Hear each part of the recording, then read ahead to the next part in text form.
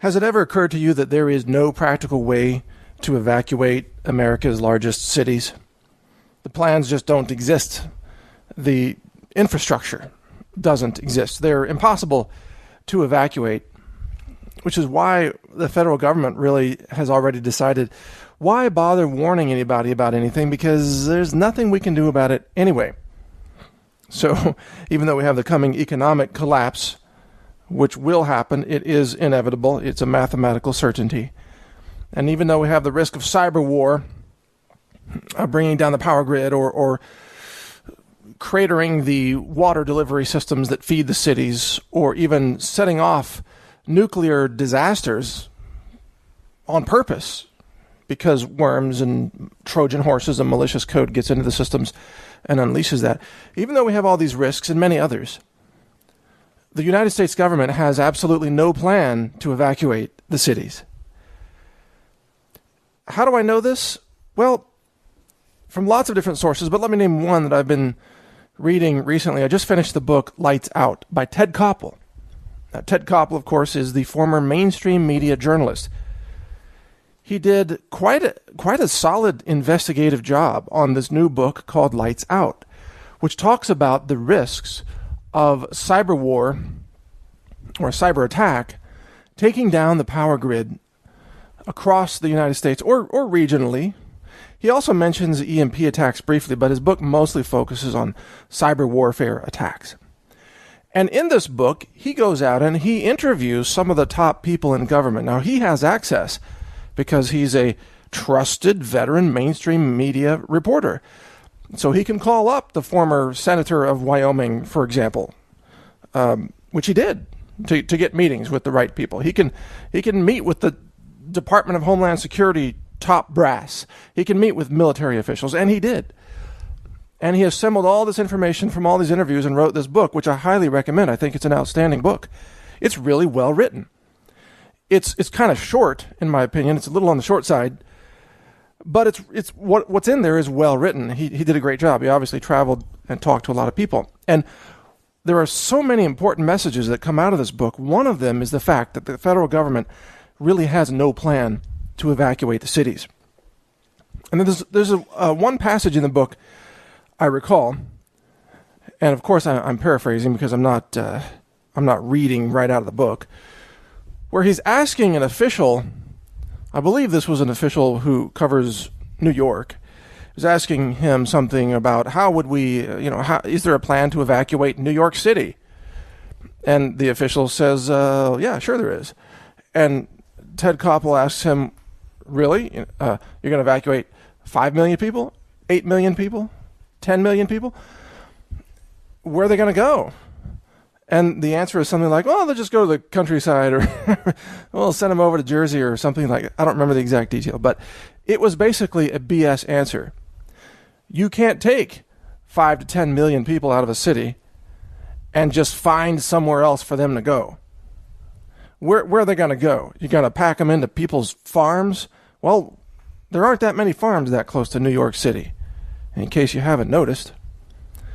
It turns out that everywhere across America, when you look at large cities like Houston, Chicago, Los Angeles, of course, San Francisco, Seattle, Phoenix, Miami, there are no evacuation plans that are realistic.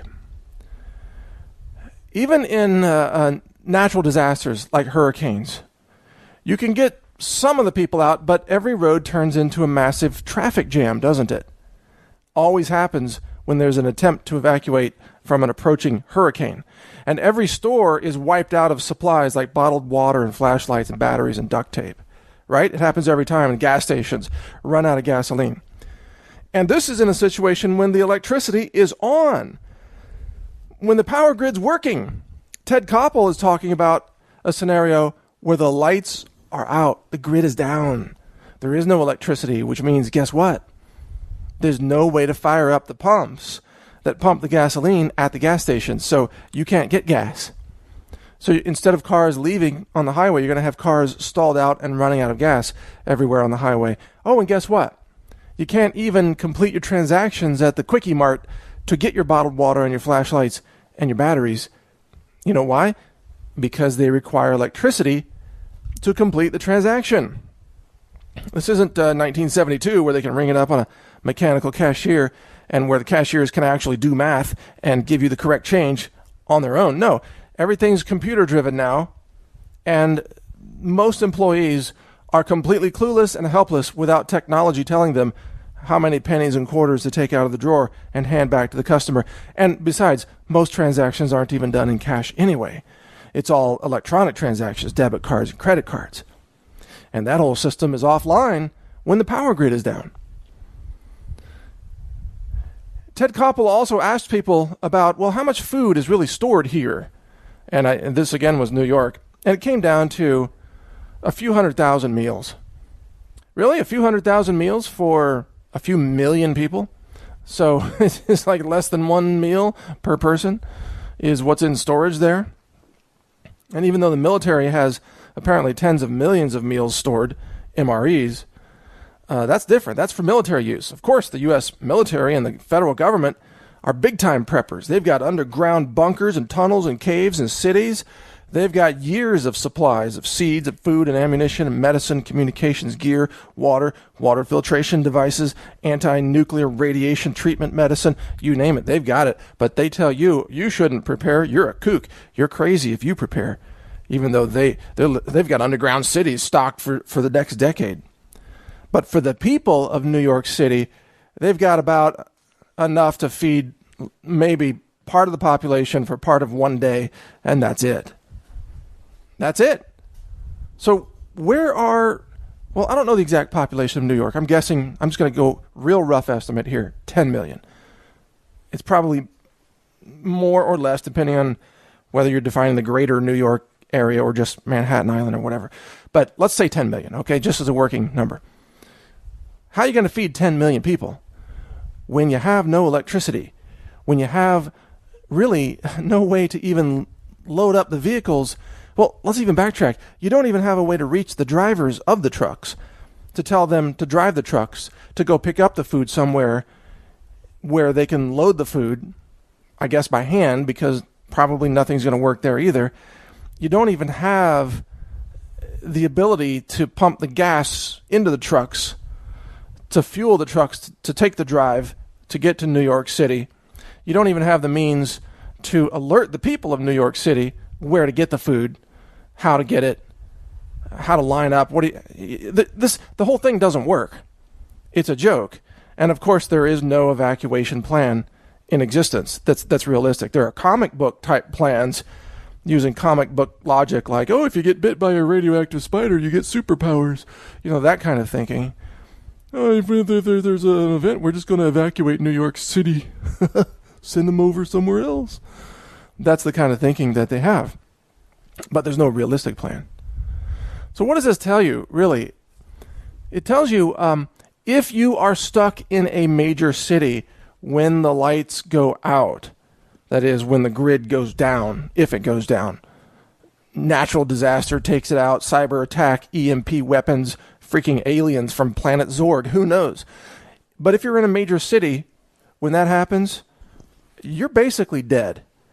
You're basically dead. And you can't decide to leave after the event happens.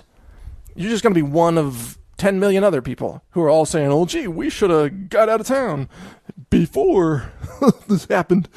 You're going to be just at the end of this long line of people who are desperate and starving and maybe cold if it's in the winter, maybe sick, maybe, who knows, diabetic and they need insulin. So the wise move, obviously, is to get out of the cities while you can. And I've hammered this point over and over again.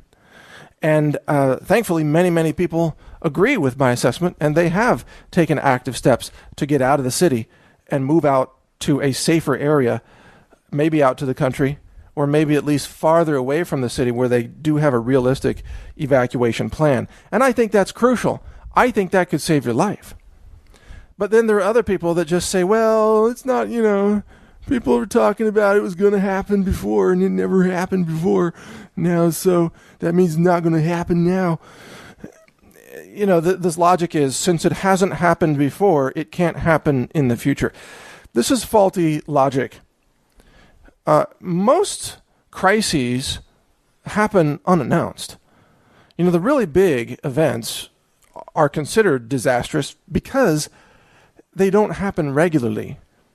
If they happen regularly, then we would have planned for them in advance and they wouldn't be so disastrous. So almost by definition, a huge disaster is something that doesn't happen with advance warning and doesn't happen with the kind of frequency that would make you believe that it's not an emergency. I know this sounds like circular logic, but that's my point. It is circular logic to think that because it hasn't happened, it won't happen. That's illogical.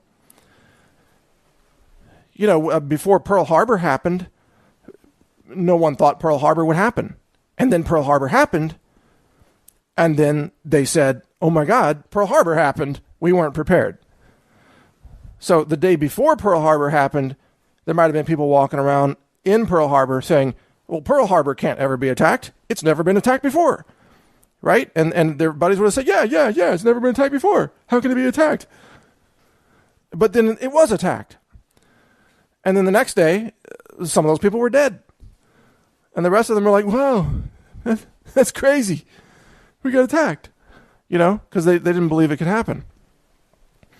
Same thing, the citizens of Japan who lived in Hiroshima that America nuked in World War II. You think the day before the nuke was dropped on them, you think they were running around saying, we might get nuked? No, they were all thinking, we can't get nuked. We've never been nuked. Nobody ever dropped a nuke on us, on civilians. Never happened. They didn't even know what a nuke was, in fact, until it was dropped on them. So by definition, these disasters will happen unexpectedly, and there is no plan to save people in the cities of America. You should think about that long and hard when you decide where to live.